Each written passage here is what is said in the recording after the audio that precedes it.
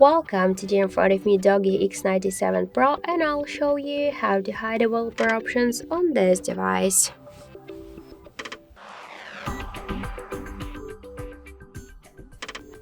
So let's first open the settings and then scroll all the way down to the system section.